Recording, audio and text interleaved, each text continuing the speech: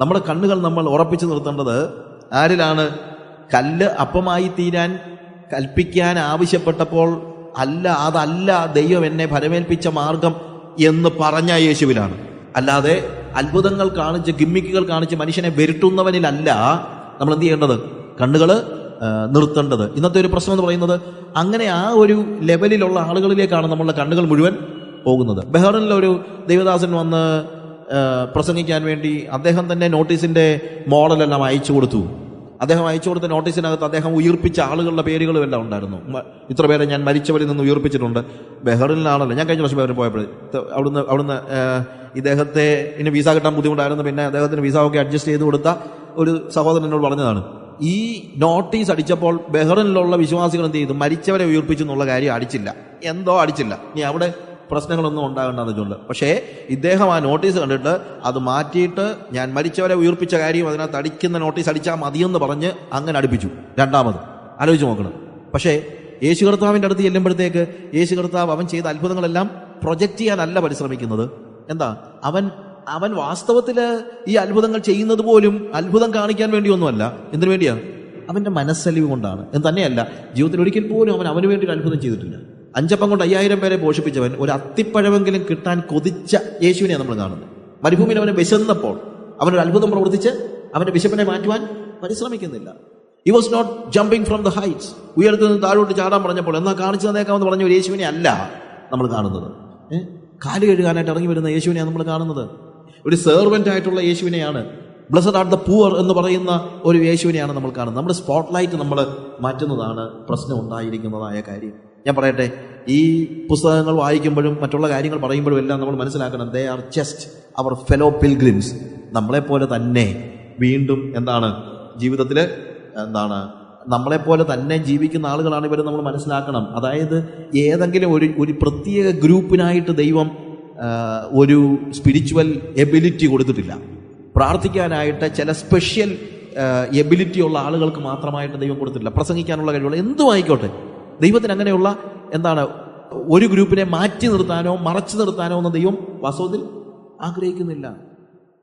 അതുകൊണ്ട് പ്രാർത്ഥനയെക്കുറിച്ച് ഞാനീ പറയുമ്പോൾ നിങ്ങളുടെ ഫെലോ പിൽഗ്രിമാണ് ഞാൻ. I am also trying to pray like Jesus prayed and don't think that because I preach. ഇത് നമ്മുടെ പ്രശ്നം. പ്രസംഗിക്കുന്നത് കൊണ്ട് അവൻ ഇതുപോലെയുള്ള ആളുകൾക്ക് വേണ്ടി മാത്രമുള്ള ഒരു ലോകം എന്നുള്ളൊരു ചിന്ത. നോ, അങ്ങനല്ല. അതിനുവേണ്ടിയുള്ള ഷൈനി ആയിട്ടുള്ള കാര്യങ്ങൾ കാണിക്കുന്നത് ഒരു ക്രിസ്തീയമായ കാര്യമായിട്ട് നമുക്ക് മനസ്സിലാക്കാനായിട്ട് കഴിയത്തില്ല. നമ്മളും പ്രാർത്ഥിക്കാൻ പഠിക്കുകയാണ്. ഇവിടെ നമ്മളെല്ലാവരും കൂടെ പ്രാർത്ഥിക്കാൻ പഠിക്കുകയാണ്. എങ്ങനെയാണ് പ്രാർത്ഥിക്കണമെന്ന് കർത്താവ് നമ്മളെ പഠിപ്പിച്ച കാര്യങ്ങൾ നമ്മൾ ഒരുമിച്ച് പ്രാർത്ഥിക്കാനായിട്ട് പഠിക്കുകയാണ്. ഈ സൂപ്പർ സ്റ്റാർസിൻ്റെ ഒരു ഗിമ്മിക്കുകളിൽ നിങ്ങൾ പെട്ടുപോകരുത്. ഇത് പ്രാർത്ഥനയുടെ ക്ലാസിൻ്റെ കാര്യം മാത്രമല്ല, എനിത്തിങ് ആൻഡ് എവറിത്തിങ്. ഇന്നത്തെ ഒരു വലിയ പ്രശ്നമാണ് സ്റ്റാൻഡ് ഔട്ട് ചെയ്യാനായിട്ട് നമ്മൾ പരിശ്രമിക്കുന്നത്. യേശു കർത്താവ് എന്താ ചെയ്തത്? അവൻ ഐഡന്റിഫൈ ചെയ്യാനാണ് പരിശ്രമിച്ചത്. അവൻ ആളുകളിലേക്ക് ഇറങ്ങിച്ചെല്ലാനാണ് പരിശ്രമിച്ചത്. അവൻ മീറ്റിംഗ് തുടങ്ങുമ്പം കാറെ നേരെ അങ്ങോട്ട് വന്നിട്ട് പെട്ടെന്ന് ചാടിക്കയറി പോകാനൊന്നും അല്ല. ഗന്നസരത്ത് തടാകത്തിൽ വെച്ച് അവൻ എന്താ കാണുന്നത്? നമ്മൾ കാണുന്നത് പുരുഷാരം അവനെ തിക്കി തിരക്കുന്നത് കൊണ്ട് അവൻ ശിമോനുള്ള പടകിൽ കയറി അപേക്ഷിച്ചു, ഇവരെല്ലാം കൂടെ എന്നെ ഒത്തിരി അങ്ങ് തിക്കി തിരക്കുക, നീ എന്നെ ഒന്ന് സഹായിക്കണം, ഇവിടെ നിന്ന് കഴിഞ്ഞാൽ അമ്മമാരെല്ലാം കൂടെ എന്നെ തള്ളി താഴെ ഇടും, ഇല്ലേ? കർത്താവിന് വേണമെങ്കിൽ ഒരു ഇലക്ട്രിക് ഫെൻസ് ഉണ്ടാക്കി എല്ലാവരെയും ഒരു സ്പെഷ്യൽ അകലത്തിൽ വേണമെങ്കിൽ നിർത്താമായിരുന്നു. പക്ഷെ Jesus did not do that. യേശു അതല്ല ചെയ്തത്. സോ ഏത് പ്രസംഗകരാണെങ്കിലും എന്ത് ബൈബിൾ ക്ലാസ്സസ് ആണെങ്കിലും അത് എല്ലാവർക്കും വേണ്ടി ഉള്ളതാണ് എന്ന് നമ്മൾ മനസ്സിലാക്കണം. ഒരിക്കലും ചിന്തിക്കരുത്, എനിക്കുള്ളതല്ല ഇത്. ക്രിസ്തീയ ജീവിതം എല്ലാവർക്കും വേണ്ടിയുള്ളതാണ്. ഞാൻ ഒരിക്കലും എല്ലായിടത്തും പറയുന്നൊരു ഉദാഹരണമാണ്. ഞാൻ നടന്ന കാര്യം. ഒരിക്കലും ഞാനിങ്ങനെ ഒരു ബുക്ക് വായിച്ചുകൊണ്ടിരിക്കുക. അങ്ങനെ വായിച്ചു ഞാൻ ചിന്തിച്ചു, ഇതൊന്നും എനിക്കൊന്നും പറ്റുന്ന കാര്യമൊന്നുമല്ല. So deep, this must be deeper Christian living. No, it's not for me. എനിക്ക് വേണ്ടിയുള്ളതൊന്നുമല്ല. ഭയങ്കര ആഴമുള്ള ക്രിസ്തീയ ജീവിതമാണ്. This is only for spiritual giants, not for me എന്ന് പറഞ്ഞാൽ അതിൻ്റെ ടൈറ്റിൽ ഒന്നുകൂടെ എടുത്ത് നോക്കിയപ്പോഴാണ് it was normal Christian life. ഭയങ്കര ആഴമുള്ള ക്രിസ്തീയ ജീവിതമാണ്, ഇതൊന്നും എനിക്കുള്ളതല്ലെന്ന് പറഞ്ഞ് ഞാൻ എടുത്തു നോക്കിയപ്പോഴത്തേക്ക് അതിൻ്റെ ടൈറ്റിൽ എന്താണ്? വാച്ച്മാനിയുടെ നോർമൽ ക്രിസ്ത്യൻ ലൈഫ് എന്ന് വെച്ചാൽ അതിൻ്റെ അർത്ഥം എന്നാ? ക്രിസ്തീയ ജീവിതത്തിൽ ഈ പറഞ്ഞ ജീവിതം ആർക്കൊക്കെ ഉള്ളതാണ്? അല്ല, നോർമൽ പീപ്പിൾ. അതുകൊണ്ട് പ്രയറിനെ കുറിച്ചുള്ള ഇതെല്ലാം കേൾക്കുമ്പോഴത്തേക്ക് ഇവിടുന്ന് ഏറ്റവും ഒടുവിൽ നമ്മൾ ഇതും പറഞ്ഞേച്ച് പോകരുത്. ഇതൊന്നും ഭയങ്കരമാണ് കേട്ടോ, പ്രാർത്ഥിക്കാന്ന് പറഞ്ഞാൽ വളരെ നല്ല കാര്യമാണ്, പക്ഷേ എന്നെ കൊണ്ട് പറ്റത്തില്ല എന്ന് പറയരുത്. നമുക്ക് വേണ്ടിയുള്ളതാണ്. നമ്മുടെ വി എ തോമസ് പാസ്റ്റർ, മരിച്ചുപോയ വി എ തോമസ് പാസ്റ്റർ ഒത്തിരി ഡയബറ്റിക് ആയിരുന്നു. അപ്പോൾ കാനവച്ചൻ ഒരു പ്രാവശ്യം പറഞ്ഞു, തോമാച്ച ഞാനൊരു സ്പെഷ്യൽ എക്സസൈസ് കാണിച്ചു തരാം, അത് ചെയ്യുകയാണെങ്കിൽ ഡയബറ്റിക് ഒത്തിരി കുറയും, അതൊന്ന് പ്രാക്ടീസ് ചെയ്താൽ മതി. അപ്പം എന്ന് പറഞ്ഞ് അദ്ദേഹം ഒരു എക്സസൈസൊക്കെ പഠിപ്പിച്ച് ഏകദേശം 1 കൊല്ലം കഴിഞ്ഞപ്പോൾ അവർ പിന്നെയും കണ്ടപ്പം ചോദിച്ചു, തോമാച്ച എങ്ങനെയുണ്ട് ഞാൻ പഠിപ്പിച്ച എക്സസൈസ് എങ്ങനെയുണ്ട്? ഉടനെ പറഞ്ഞു, അച്ചോ വളരെ നല്ലതാ കേട്ടോ, വളരെ നല്ലതാ, പക്ഷെ ഇതുവരെ ചെയ്ത് നോക്കാൻ പറ്റിയില്ല. ഇതുപോലെ പ്രാർത്ഥനയെക്കുറിച്ച് നമ്മൾ ഈ കാര്യങ്ങളെല്ലാം പഠിച്ചു കഴിഞ്ഞിട്ട് 1 വർഷം കഴിഞ്ഞിട്ട് ഇതുവരെ ചെയ്ത് നോക്കാൻ പറ്റിയില്ലെന്ന് പറയാനാണെങ്കിൽ എന്തൊരു കഷ്ടം. It is for us. ഏത് വേദപുസ്തകത്തിന്റെ ഏത് കാര്യങ്ങളും നമുക്ക് വേണ്ടി ദൈവം ഒരുക്കിയിരിക്കുന്ന കാര്യമാണ് എന്നുള്ള ആ ബോധ്യം നമുക്ക് അറിഞ്ഞേ പറ്റുകയുള്ളൂ. ഇവിടെ പ്രാർത്ഥനയെക്കുറിച്ച് കർത്താവ് പഠിപ്പിച്ച കാര്യങ്ങൾ നമ്മൾ ഈ ക്ലാസ്സിൽ പഠിക്കാൻ ഉദ്ദേശിക്കുകയാണ്. കർത്താവിനോട് തൻ്റെ ശിഷ്യന്മാര് പ്രാർത്ഥിക്കാൻ പഠിപ്പിക്കണമേ എന്ന് പറഞ്ഞു. കർത്താവ് പ്രാർത്ഥിക്കാൻ പഠിപ്പിക്കുന്നതും നമ്മൾ കാണുന്നുണ്ട്. യോഹന്നാൻ തൻ്റെ ശിഷ്യന്മാരെ പ്രാർത്ഥിക്കാൻ പഠിപ്പിച്ചതുപോലെ ശിഷ്യന്മാരെ യേശു പ്രാർത്ഥിക്കാനായിട്ട് പഠിപ്പിച്ചു.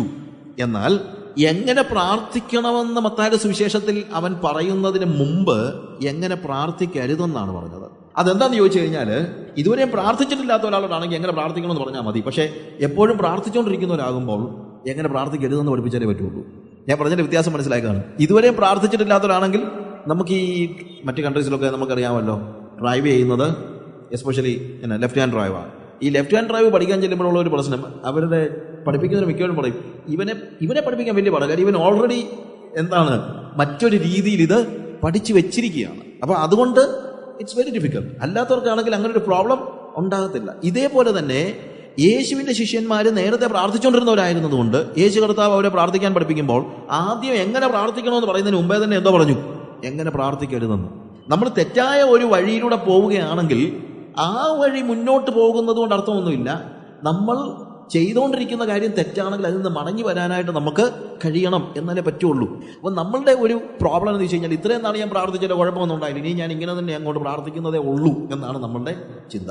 ഞാൻ എൻ്റെ വീട്ടിൽ നിന്ന് നേരെ വണ്ടി വിട്ടു വന്നു കഴിഞ്ഞാൽ തിരുവല്ല SC ജംഗ്ഷനിൽ വരും. SC ജംഗ്ഷനിൽ നിന്ന് ഇടത്തോട്ട് പോയി കഴിഞ്ഞാൽ ചെങ്ങന്നൂര് തിരുവനന്തപുരത്തിന് പോകുന്ന വഴിയാണ്. വലത്തോട്ട് പോയി കഴിഞ്ഞാൽ കോട്ടയം. അപ്പോൾ ഞാൻ എൻ്റെ വീട്ടിലൊരാൾ വന്നു കഴിഞ്ഞിട്ട് തിരിച്ചു വന്നു. ഞാൻ പറഞ്ഞു, ഇതിലെ നേരെ വണ്ടി വിടുക, നേരെ ചെന്ന് SC ജംഗ്ഷനിൽ ക്രോസ് റോഡ് T റോഡിൽ ചെന്ന് കയറുന്നു. അവിടെ നിന്ന് വലത്തോട്ട് പോയാൽ അവിടെ നിന്ന് ചങ്ങനാശ്ശേരി കഴിഞ്ഞിട്ട് ചിങ്ങവനം, അത് കഴിഞ്ഞിട്ട് കോട്ടയം. അപ്പോൾ ഇതിന് കോട്ടയത്ത് മുടങ്ങി അങ്ങനെ പോയാൽ മതി, കുഴപ്പമൊന്നുമില്ല. So easy. പക്ഷേ സംഹാവ് SC ജംഗ്ഷനിൽ വന്നപ്പോൾ വലത്തോട്ട് തിരിഞ്ഞതിന് പകരം ഇയാൾ ഇടത്തോട്ട് തിരിഞ്ഞെന്ന് വെക്കുക. അറിയാതെ പറ്റിപ്പോയതാ. അങ്ങനെ നേരെ മുന്നോട്ട് പോവുകയാണ്. മുന്നോട്ട് പോയി കുറച്ച് കഴിഞ്ഞപ്പം ചെങ്ങന്നൂരെന്നാണോ പറഞ്ഞ് ചിലപ്പോൾ ശരിയായിരിക്കും, രണ്ടും ഒരുപോലൊക്കെ ഇരിക്കുന്നു. ചെങ്ങന്നൂരും ചങ്ങനാശ്ശേരി ഒക്കെ ഒരുപോലൊക്കെ ഇരിക്കുന്നു. പിന്നെയും മുന്നോട്ടങ്ങ് പോവുകയാണ്. കുറച്ച് കഴിഞ്ഞപ്പോഴത്തേക്ക് ചിങ്ങവനം കാണുമെന്ന് പറഞ്ഞു. പക്ഷെ പന്തളമൊക്കെയാണ് കാണുന്നത്.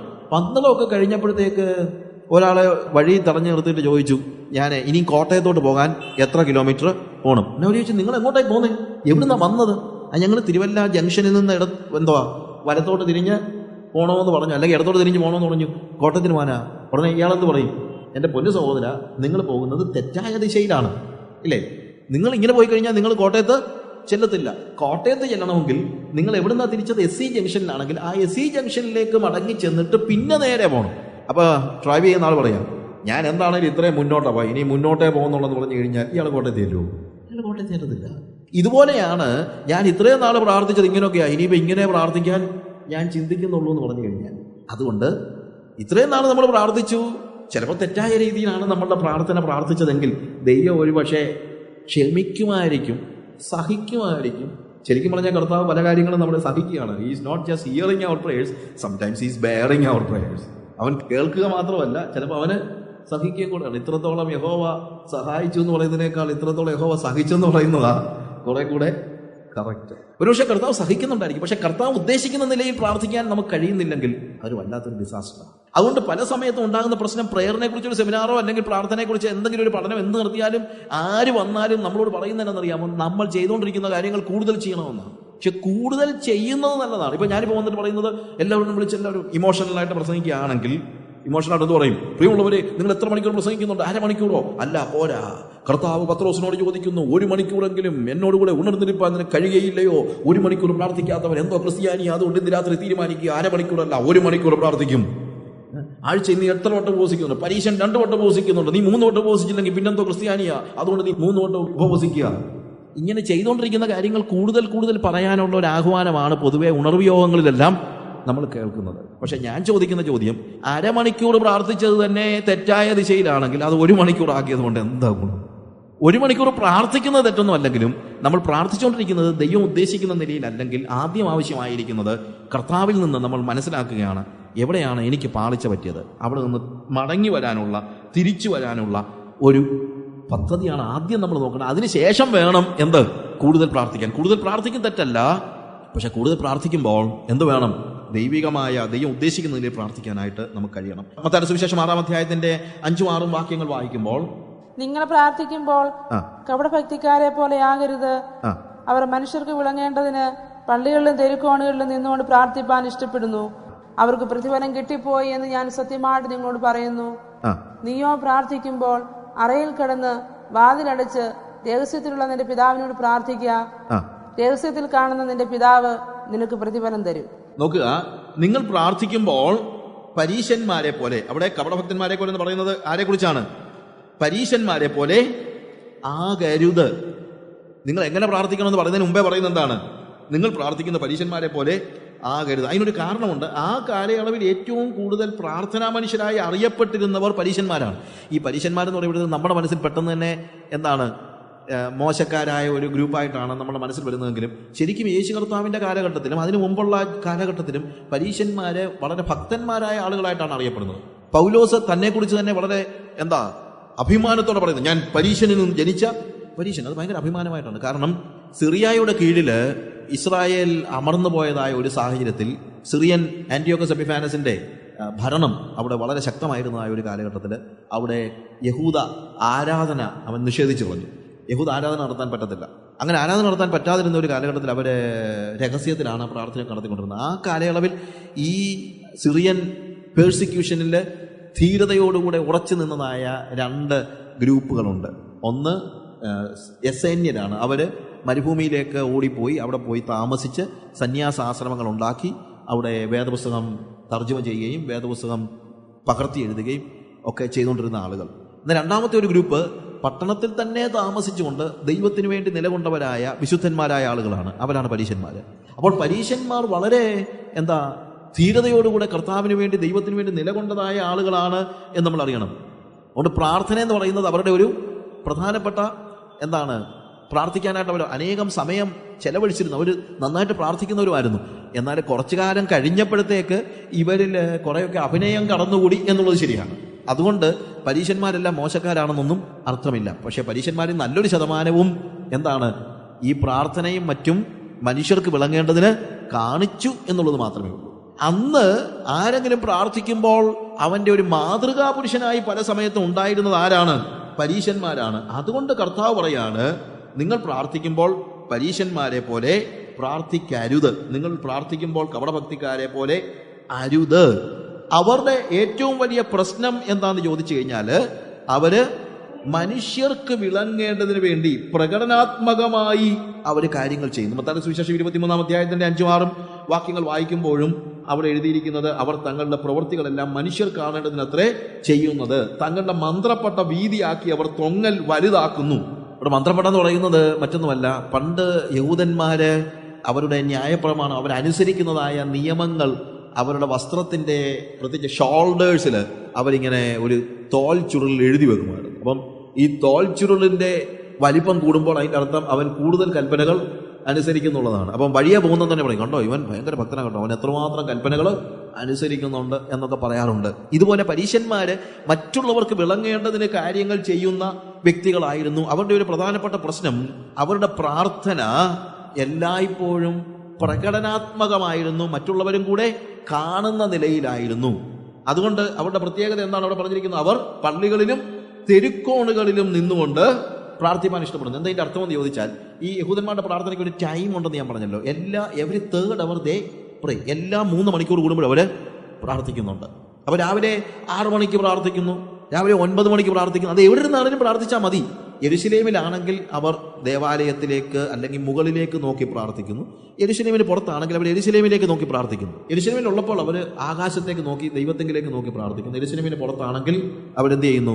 യെരുശലേമിലേക്ക് നോക്കി പ്രാർത്ഥിക്കുന്നു. അതുകൊണ്ടാണ് ദാനിയേൽ യെരുശലേമിന് നേരെ കിളിവാതിലുകളെ തുറന്നിട്ട് എല്ലാ ദിവസവും 3 നേരം പ്രാർത്ഥിക്കുന്നത് നമ്മൾ കാണുന്നത്. അപ്പോൾ നോർമലി എവിടെ ഇരുന്നാണെങ്കിലും പ്രാർത്ഥിക്കാമെങ്കിലും കഴിവതും അവരെവിടെ പോയി പ്രാർത്ഥിക്കും? ദേവാലയത്തിൽ പോയി പ്രാർത്ഥിക്കും. ഇനി അത് തെരുക്കോണിലാണെങ്കിലും അന്നേരം പ്രാർത്ഥിച്ചോണം.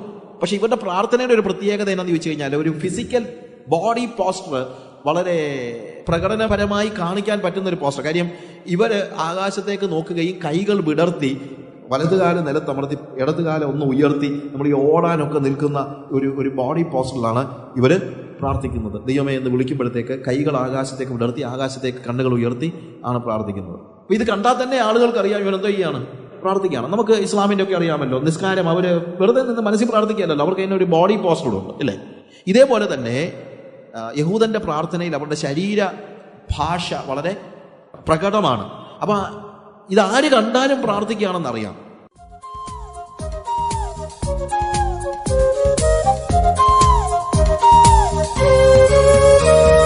നല്ലവനാമെന്നേശുവേ, എൻ ദൃഷ്ടികൾ ഞാൻ ഉയർത്തുന്നു. നിൻ തിരുമുഖമൊന്നു കണ്ടിടുവാൻ ഈ കണ്ണുകൾ നീ തുറക്കണമേ. നല്ലവനാമെന്നേശുവേ, എൻ ദൃഷ്ടികൾ ഞാൻ ഉയർത്തുന്നു. നിൻ തിരുമുഖമൊന്നു കണ്ടിടുവാൻ ഈ കണ്ണുകൾ നീ തുറക്കണമേ.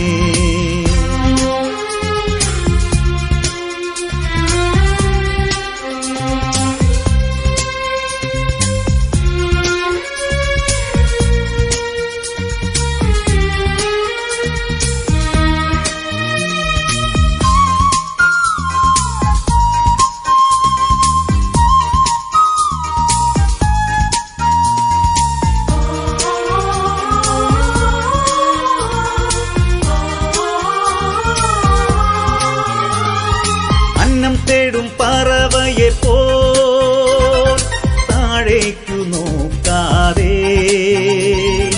ഉയർന്നു പറക്കും കഴുകനെ പോലെൻ ദൃഷ്ടികൾ ഞാൻ ഉയർത്തുന്നു.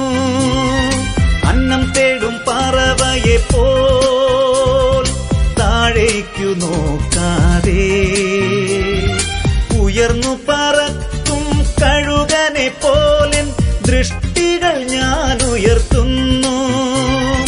യേശുവേ സ്തുതി ആരാധന, കർത്തനേ നിനക്കാരാധന.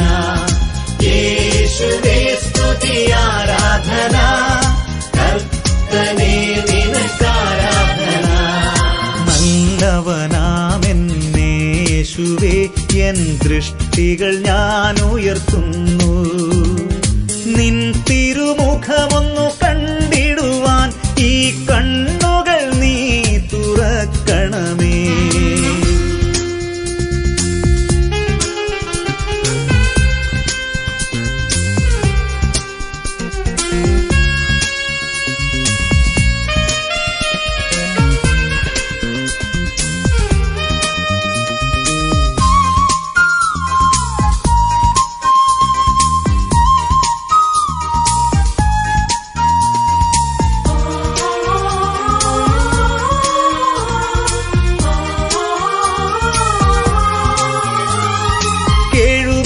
താങ്ങി നടത്തി നിരാശയിലാശയുണർത്തി, സ്നേഹത്താലെൻ ഹൃദയമൊരുക്കി വചനം ഗ്രഹിക്കാൻ കൃപയേകി.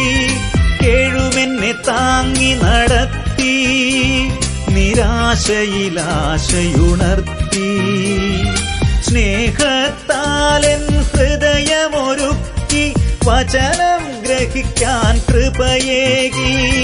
യേശുവേ സ്തുതി ആരാധന, കർത്തനേ നിനക്കാരാധന. യേശുവേ സ്തുതി ആരാധന, കർത്തനേ നിനക്കാരാധന. നല്ലവനാമെന്നേശു യേശുവേ എൻ ദൃഷ്ടികൾ ഞാൻ ഉയർത്തുന്നു.